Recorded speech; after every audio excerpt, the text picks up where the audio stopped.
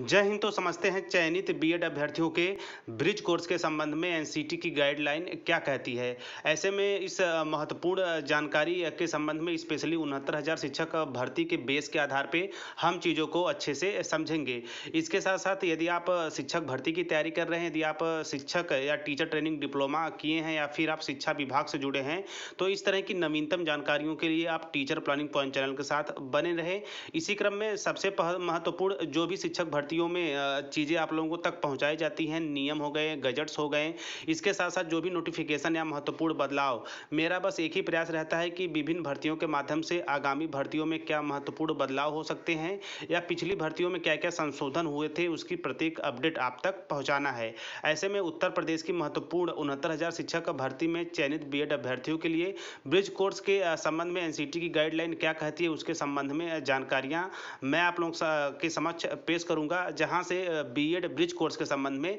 चीज़ें बिल्कुल स्पष्ट हो जाएंगी। जी हाँ, ऐसे में बिल्कुल शुरू से प्रारंभ करते हैं कि देखिए, अब सबसे पहले यदि 69,000 शिक्षक भर्ती बीएड चयनित अभ्यर्थियों की बात की जाए तो वे व्यक्तिगत रूप से हाई कोर्ट की तरफ रुख किए थे कि उन्हें एनसीटी की तरफ से ब्रिज कोर्स कराया जाए। ऐसे में 69,000 भर्ती में चयनित बीएड डिग्रीधारी शिक्षकों ने 6 महीने का अनिवार्य प्रशिक्षण कराए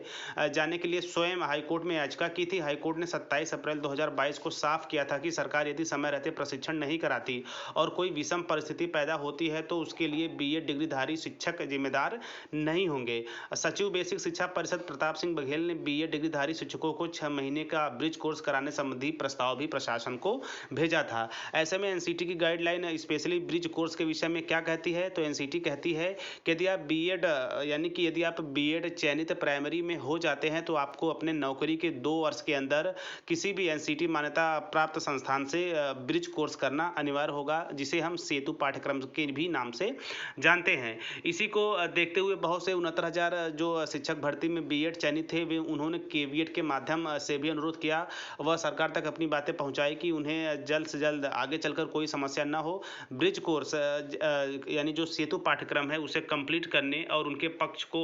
समान अवसर देते हुए सुना जाए। इसी के साथ साथ यदि बात की जाए तो लगभग 2.5 साल से अधिक समय बीत गया है 69,000 शिक्षक भर्ती को, चूंकि एक लंबा समय बीता है, तो ऐसे में उनके यानी कि गाइडलाइन एनसीटी गाइडलाइन के अनुसार अभी तक ब्रिज कोर्स कराए जाने के संबंध में या ब्रिज कोर्स चयनित बीएड अभ्यर्थी कर सके ऐसा प्रावधान नहीं किया जा रहा है। इसके तहत बीएड अर्हताधारी शिक्षक इस बात को लेकर परेशान है कि सुप्रीम कोर्ट के आदेश के 1 सप्ताह बाद भी उनके ब्रिज कोर्स को लेकर कोई हलचल नहीं है। चूंकि इस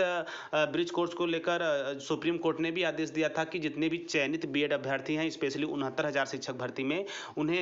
एनसीटी द्वारा जो मान्यता प्राप्त संस्थान है उनके माध्यम से नौकरी काल के दौरान ब्रिज कोर्स को कराया जाए। इसके साथ साथ इस सुप्रीम कोर्ट के आदेश की बात की जाए तो ऐसे में यानी कि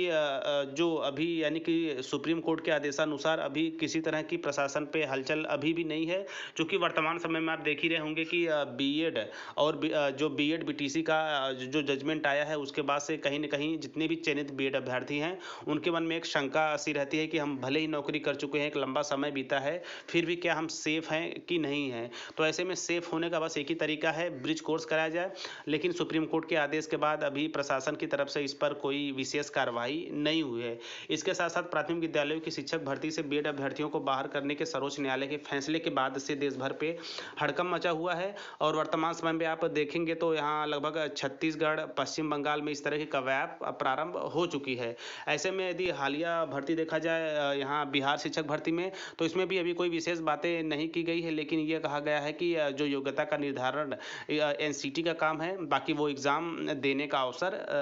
बीएड अभ्यर्थियों को दे रहे हैं। ऐसे में देखिए, पश्चिम बंगाल की बात की जाए तो यानी कि फैसले के व्यापक प्रभाव को देखते हुए पश्चिम के स्कूली शिक्षा विभाग ने सभी जिलों से ऐसे बीएड प्रशिक्षित शिक्षकों की सूची तलब कर ली है जिन्होंने 6 महीने का ब्रिज कोर्स नहीं किया है। तो ऐसे में पश्चिम बंगाल वो पहला राज्य हो सकता है जो अपने यहाँ चयनित बीएड अभ्यर्थियों को ब्रिज कोर्स 6 महीने का ब्रिज कोर्स कराएगा, जिसके लिए वे आंकड़े भी अपने यहाँ इकट्ठे कर चुके हैं। इसके साथ साथ यदि बात की जाए एनसीटी की अधिसूचना की बात की जाए, जो कि 28 जून 2018 को रिलीज की गई थी और इसी के तहत बीएड अभ्यर्थियों को प्राइमरी लेवल यानी क्लास 1 to 5 में योग्य माना गया था। तो देखिए, अर्हता को शर्त के साथ मान किया गया था। ऐसे शिक्षकों की नियुक्ति के 2 साल के अंदर 6 महीने का ब्रिज कोर्स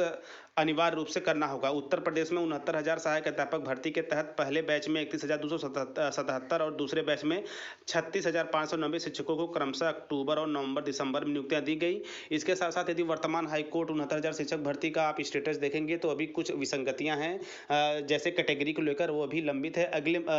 लगभग हाईकोर्ट में उसकी सुनवाई भी चल रही है। तो ऐसे में यहाँ पे वो तो अलग मुद्दा हो गया, लेकिन 69,000 शिक्षक भर्ती को लेकर एनसीटी की गाइडलाइन क्या